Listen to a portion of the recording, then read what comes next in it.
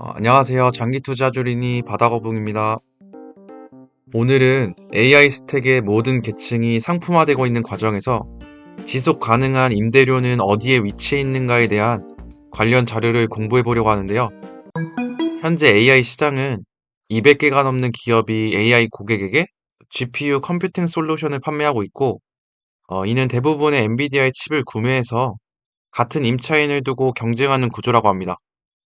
지금까지 시장은 차세대 하이퍼스케일러와의 임대 계약만으로도 높은 밸류에이션을 정당화해 왔는데, 하지만 이제는 이 배수가 앞으로도 유지될 수 있을지에 대한 그 지속 가능성을 의심해봐야 할 시점이지 않을까 생각하고 있습니다. 다음 왼쪽 그림을 보시면 AI 인프라는 4개의 계층으로 구성된 것을 볼 수 있는데요. 가장 최상위 층에는 모델, API 및 어플리케이션이 위치해 있고, 여기에는 GPT, 딥시크, 클러드 등이 해당된다고 보시면 되고, 다음 아래층에는 연산을 수행하는 하드웨어층인데요.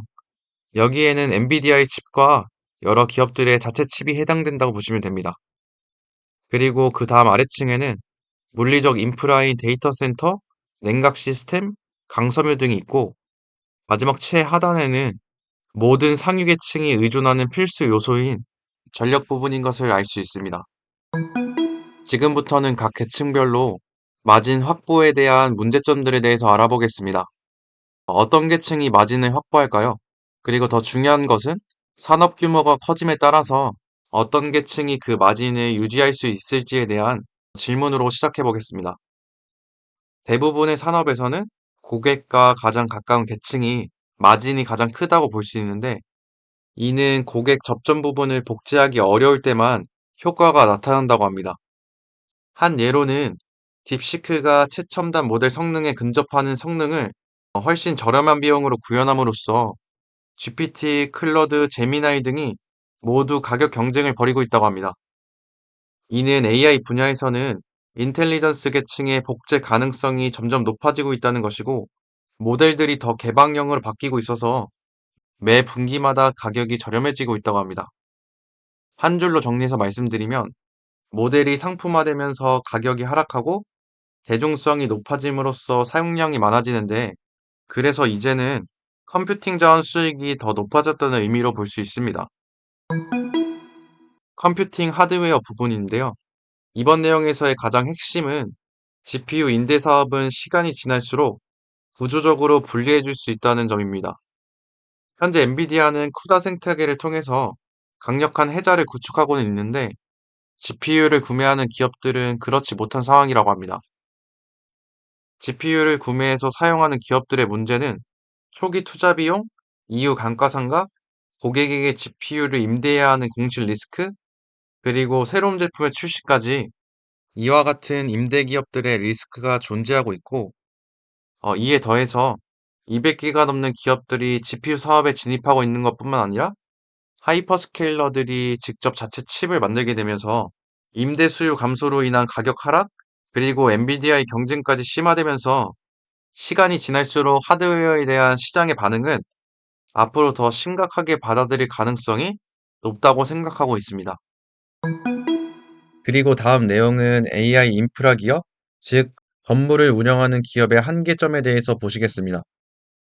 먼저 데이터 센터 채굴 기업들은 메가와트당 연 120만에서 180만 달러까지 벌고 있다고 하는데, 그런데 실제로는 그 위에서 AI 토큰을 파는 기업들이 훨씬 더 많이 가져가는 구조라고 합니다. 보통 세입자들이 전기요금의 약 3배에서 5배에 달하는 마진을 붙여서 토큰을 판매하고 있다고 하는데요. 직접 토큰을 생산하는 기업은 거래량이 증가할수록 그대로 이익이 증가하지만, 고정계약으로 임대해준 기업들은 거래량이 증가해도 임차인들만이 돈을 더 벌지 초기 고정계약 이상으로는 돈을 벌 수 있는 구조가 아니라고 합니다. 그리고 추가적으로 최근 AI 시스템은 GPU 한 개 고장이 아니라 렉 전체가 다운될 수 있어서 복구 시간에 대한 더 복합적인 리스크인 운영상의 취약점까지도 간과해서는 안 될 부분이라고 생각하고 있습니다. 여기서 잠깐 데이터 센터의 좋은 점을 언급드리면, 공급 부족 현상과 건설 비용이 계속 증가하고 있고 인허가가 오래 걸림으로써 진입 장벽이 존재한다고 합니다.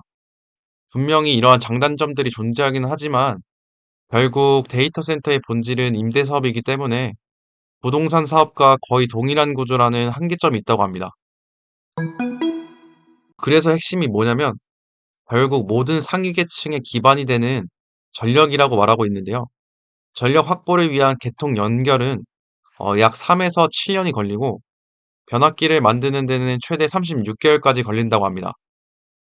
그리고 2026년에는 데이터 센터의 30에서 50%가 전력 부족으로 지연을 예상하고 있는 상황이라고 하는데요. 전력은 기본적으로 복제가 불가능한 자산이고 시간이라는 재료를 투자하지 않고서는 만들 수 없는 가치이기 때문에 그래서 더욱더 핵심이라고 볼 수 있습니다. 앞으로는 즉시 사용 가능한 전력에 대한 가치가 더 부각될 것으로 예상하고는 있지만 4번에는 그럼에도 불구하고 전력만으로는 돈을 벌지 못한다고 나와 있습니다. 전력 사업에서 메가와트만 판매하는 것은 상위 수익 창출 수단과 결합하지 않는 한 공공사업 업체와 비슷한 수익률을 보이는 경향이 있고 그래서 전력으로는 큰 돈을 벌지 못한다고 나와 있습니다. 여기서는 신규 투자로 효율이나 공급 능력을 향상시키거나 장기 계약 방식을 통해서 마진을 최대한 남기는 것이 수익을 극대화할 수 있는 최선의 방법이고 그 이상으로는 수익을 더 창출하기는 어렵다고 볼 수 있습니다. 그래서 지금까지 결론은 뭐냐? 모델과 컴퓨팅 하드웨어는 상품이 되고 있고 물리적 인프라에 대해서는 내구성은 있지만 임대 수익에 제한이 있고 전력 부분에서는 내구성은 있지만 공공요금 수익에 대한 제한이 있어서 이렇게 각각의 단일 구조로는 큰돈을 벌기에는 힘든 구조라고 판단할 수 있습니다. 그래서 그 어떤 계층도 그 자체로는 지속적인 임대 효과를 보장할 수 없다고 볼 수 있는데요. 진짜 큰 돈은 그러니까 지속 가능한 현금 흐름을 창출하기 위해서는 결과적으로는 풀스택 조합이 필요하다고 볼 수 있습니다. 여기서 말하는 풀스택은 네 가지로 볼 수 있는데 첫 번째로는 저렴한 전력, 두 번째로는 효율적인 인프라, 세 번째는 컴퓨팅 효율, 그리고 마지막으로 가장 중요한 AI 토큰을 직접 판매하는 능력이라고 합니다. 만약 이 네 가지 중에서 하나라도 빠지게 된다면 비용을 통제하지 못하거나 또는 수익이 제한된다고 볼 수 있습니다. 반대로 이 네 가지를 모두 가진 기업은 토큰당 비용 구조 자체가 경쟁이 안 된다고 볼 수 있고 추가적으로 유연성까지 주어진다면 엄청난 진입 장벽을 구축할 수 있다고 볼 수 있는데요. 아래 6번에 보시면 유연성 부분에 대해서 나와 있는데 AI 수요가 높을 때는 추론 서비스를 진행하고 수요가 낮을 때는 다른 수익, 그러니까 비트코인 채굴을 하거나 아니면 전력을 싸게 파는 그러한 다방면의 수익 구조를 창출할 수 있습니다. 그리고 이러한 유연성이 가능해진다면 전력을 단 한순간도 낭비하지 않고 항상 최고의 수익을 활용할 수 있다고 볼 수 있습니다. 현재 시장에 있는 기업들의 문제는 GPU 클라우드, 프로케이션, AI 전환 기업, 순수 채굴자 등 각각 포지션의 문제점들이 있는데 단일 구조 기업들은 결국 한계에 부딪힐 수밖에 없고 그래서 모든 레이어를 결합하지 않는 한 구조적으로나 장기적으로 돈을 벌기 쉽지 않다고 볼 수 있습니다.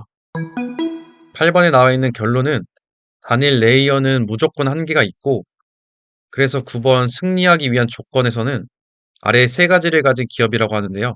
첫 번째로는 자체 전력과 두 번째로는 토큰 AI 직접 판매 그리고 세 번째로는 워크로드 전환의 유연성이라고 나와 있는데 만약에 이 구조를 갖추면 토큰당 비용 구조에서 압도적인 지위를 갖게 되고 그래서 풀스택 기업이 더 유리하다고 판단하고 있습니다. 현재 시장은 아직 이러한 구조를 완전히 반영하지 못하기 때문에 투자자 입장에서는 이 네 가지를 모두 가진 기업을 찾는 것이 지금 투자에서 가장 중요한 포인트이자 기회이지 않을까? 그렇게 판단할 수 있을 것 같습니다.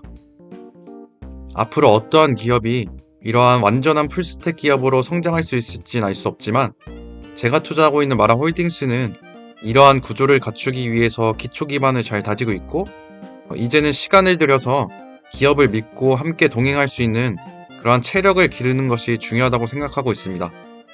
오늘도 긴 영상 시청해 주셔서 감사드리고 행복한 하루 보내세요.